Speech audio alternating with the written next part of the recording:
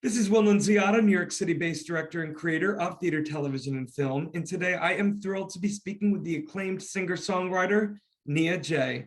But before we get to our interview, here's a sneak peek at NIA's amazing talent.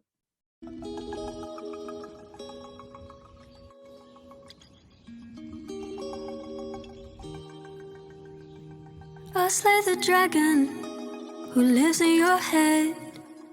Climb up the tower and into your bed. Kiss where it hurts you, kiss where it bleeds. You're not alone now, as long as there's me. Over the river and into the woods I follow, you know that I would. Forget if it's safe, forget if I should. Well, hello, Nia. How are you? Hi, I'm good. How are you? Nia, doing so much better now that we're finally connected here. And Nia, my goodness, your latest EP, Rabbit Hole, is absolutely incredible. You really dug deep for this one, and thank goodness you did, because it comes true. And I think in a time when all people, and especially artists, have been forced to be still and look within, it seems like you did all that exploration in how it's seen through Rabbit Hole. Again, it's quite evident. Talk to me about the impetus for you in creating Rabbit Hole, in when you released it in September 2021, and why you feel it was the right time to release it. Sure. Well, thank you. I'm glad that it resonated with you. I do think what you said about it being a time to reflect was definitely true for me. And I was hoping that people could kind of gather that from listening to the EP. So I wrote a lot of the songs much earlier, like maybe a couple years ago. And then there were maybe half the EP was some songs that I have written more recently. And I think it was just me trying to tell a story of things I've learned about myself, about like partners and love, and I guess navigating love when you're still trying to figure out like who you are and you're dealing with things like mental health and a pandemic and things like that. Well, and thank goodness we've had celebrities like Simone Biles and Naomi Osaka, people in the spotlight, finally talking about mental health, and kind of through them doing and talking about it, showing to so many people. I don't know about you, I can only assume because you went and dug deep into everything with this EP, but I know for me, suffering from mental illness my whole life, to be able to have artists like yourself dig in, it gives me permission to not feel so alone. And I can only imagine that other people have felt that way about your EP, especially. Do you like receiving messages from young people, especially all over, who resonate with your EP? Yeah, and I think this with the EP, that's kind of the first time it's happened for me. Like people will reach out and share their thoughts about the music I released, but I think it's definitely been prevalent with this EP and Rabbit Hole, the song. A lot of people have told me that it's helping them cope with the demons in their heads, and I think it makes me feel good, because music I think is meant for sharing. So if people can take something from it or feel changed because of it, like that's really the point of it all. You're a true artist. You have like this kind of like, I want to say old school sensibility about it, because you're really a vessel. I mean, you, Nia, have obviously done the work on yourself, but also have done the work on your craft. You beautifully fuse so many different genres, and I love that, because I just am a firm believer that no artist should be pigeonholed into one genre because it may be digestible for the Right. world. No, I don't agree with that at all. And I love how unapologetic you are in this fusion of genres. So I guess my question is, talk to me a little bit about your influences with artists, genres, and then how you're able to filter it through the vessel that is NIA J. I don't even consider myself a vessel. So that's a really cool way to look at it.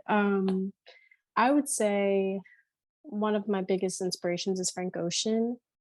Like musically, I like his style because same way, it's not any particular genre when I listen to it. Like I think his the last project he released was listed as pop maybe. And like I don't know, there is some pop in there, but it's just kind of everything which I like. And then I love his lyrics. I think he's really open and everything's really raw. Like I think is something I admire, and I would, hope that my music says about me as well. Just saying like what it is that I'm thinking, how I'm feeling. And then I also like another artist, Daniel Caesar. I guess that's more of the R&B side. I love like the harmonies because I think he also grew up singing in choir and in church, and I think you can hear that with like the stacks of vocals that he has. And he also like doesn't fit digestible like in R&B, which I also like. Like it's infused with other things.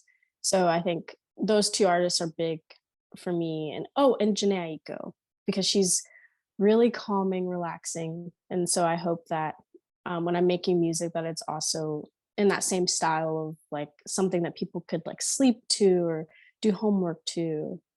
I really like that. Well, you definitely have a meditative aspect to your music, and I'm a firm believer that music heals, and your music does heal, Nia, because I can only imagine as well the vibe I get from you is that in you writing some of these songs even a few years ago, I feel like we're eavesdropping in on a private diary entry, but a diary entry that I think in why people are so connected with you through especially the CP is that because you're explaining other people's diary entries. You're exploring other people's maybe deepest fears or insecurities or dark moments. It's the vulnerability that you have, NIA J, for someone so young that is so unbelievable how you're able to tap into it. I want to let our audience know before I ask my final question.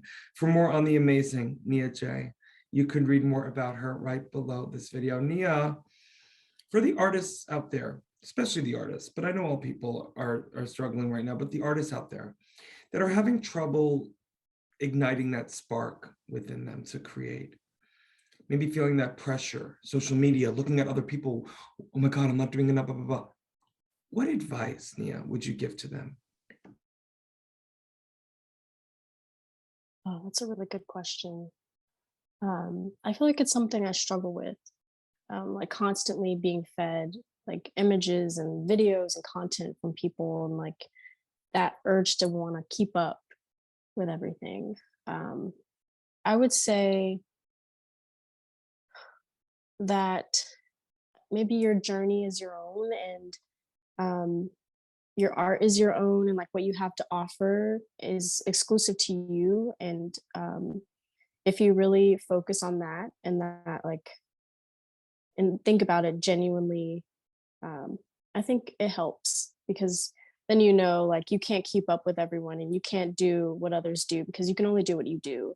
And people, that's what they want, something that they can only get from you. So however long that takes, whatever it looks like. Great advice, Nia, and it makes me think about one of my favorite quotes on my vision board by the late great Judy Garland. It's best to be a first-rate version of yourself and not a second-rate version of someone else. Perfect. So Nia, you are absolutely perfect, and I'm so grateful. I'm excited that you're coming on board this amazing new social media app where you're going to be connecting with fans and artists all over the world, but also selfishly for me, I am so grateful that we are now connected, Nia. Thank you. Yes, I'm really looking forward to being part of this platform. Thank you.